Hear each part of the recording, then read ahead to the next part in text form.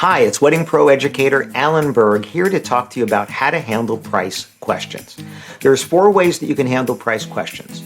The first one is to actually tell them how much it costs and then ask for the sale. And this would only be if you have all of the details already where you can give them an actual price. More likely for a lot of you, it's going to be for an upsell. So after they've bought, if they say, hey, could you do this for us? And you say, sure, that would only be this much. Would you like me to add that to your order? So that's the first way to handle price. If you have the details, remember to ask for the sale after you give the price.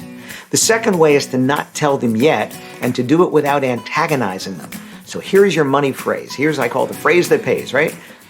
I'd love to give you pricing information, but I don't have all the details yet to give you an exact price. And I want to make sure that I don't leave out anything that's important to you, and I certainly don't want to charge you for anything you don't need. So let me get some details from you, and I'd be more than happy to give you a price. And then you ask a low commitment question, which is a question designed to get an answer right away so they don't have to consult with anybody else, and it's not a high commitment like a phone call, a tour, or a meeting. You can ask for that, just not yet.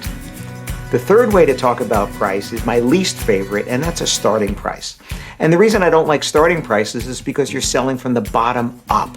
And that means you're selling the cheapest thing you have, because the first number they hear is the number they expect to pay. And if there's only one number, that's what they expect to pay. It makes your job harder.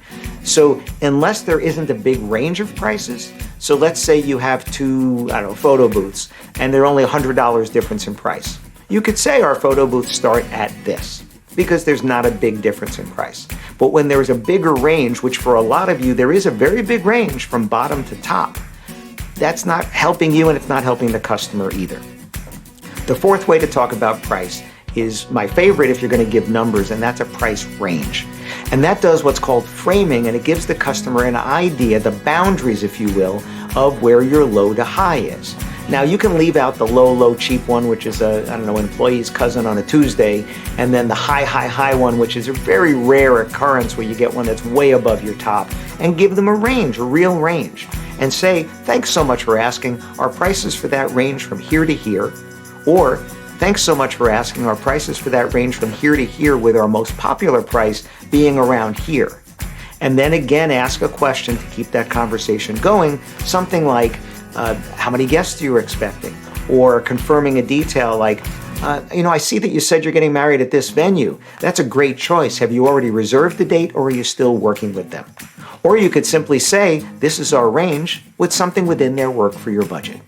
So those are 4 ways to talk about price. You choose the right one at the right time. You'll probably use most of them, but at different times. I hope that helps you. I'm Alan Berg. See you on the next video.